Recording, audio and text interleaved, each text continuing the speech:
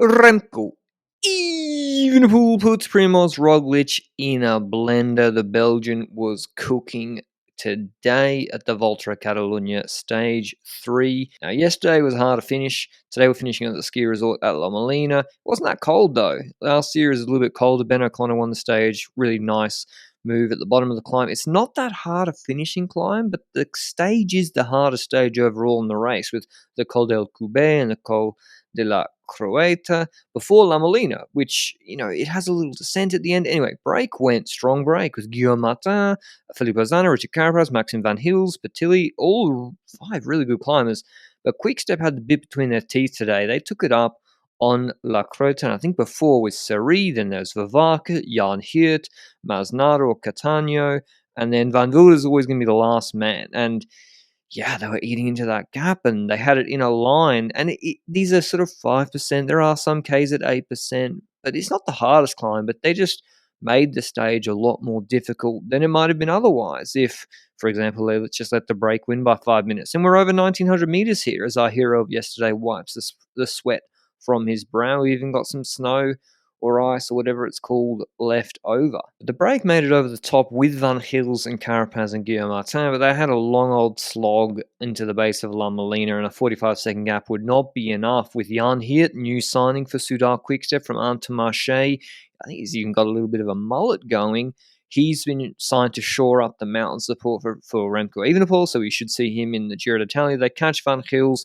So now the question is, with the sort of last 800 meters at 4% and the descent before there, is Evenepoel, if he attacks, will he even be able to drop Roglic? This is, as I said, not the hardest finish. Are they not teeing up another sprint to victory for Roglic? And who have we got behind him? Ciccone there for Trek in the points jersey. Then it's Hindley and Uterbrooks for Bora. Haig and Landa for Bahrain. Patron is there for Ciccone. We've got Yates, Soler, Almeida, the 3 for UAE. Then Ina Rubio and Verona for Movistar.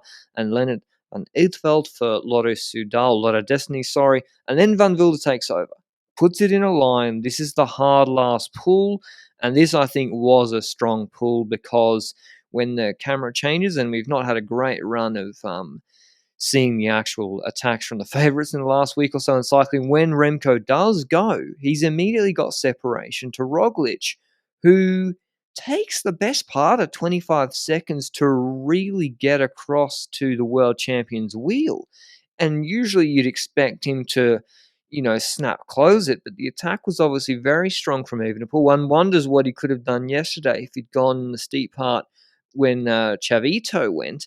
And now we all know what Remco's going to do. It's no secret how he likes to ride, and it's just choo-choo style. He's going to keep setting the maximum pace possible on the front. I think O'Connor tries to counter across for Age Desert Citroën, but that's not brought back. Kuss is kind of sitting in and marking that move, and Roglic, he's got the elbows flared. He's in the draft on, 5-6%, so Remco is having to do more work, but the climb level's off shortly. And so with Remco not having dropped Roglic with the initial burst, and with it leveling off in a descent, how's he going to play it? Although the group behind was not making quick inroads of bringing him back. Yates did a better job today. He was clearly riding for Almeida. He did the right thing, sort of waiting for Almeida to come back. But here it is, and we'll see in the end, Evenepoel does change it up a little bit compared to yesterday, but he's asking Roglic to pull. But why would Roglic? He's got on paper, the last 2 days, the better sprint than Evenepoel. He's 6 seconds ahead of him on GC. And probably Evenepoel's got him a little bit on the limit. And Yates there is pulling the gap back for Almeida, which was great to see. But that was also helping Ciccone, helping Hindley, helping Uterbrooks, helping everyone else. But here's the descent. And it's a bit shallower after this as well. So I was thinking, are they going to... If Remco starts playing for the sprint a little bit compared to yesterday, will they come back? No, because Soler, just like last year, gets caught in a chasse patate exactly the same moment of the race in that descent, which was... for Almeida, probably somewhat infuriating, and Adam Yates, and he then gets dropped by that group, so that was a waste of time. Anyway, Remco definitely seems to conserve a little bit for the sprint. He lets the group come back 7 seconds, maybe even 10 seconds, depending on if he'd kept pacing harder.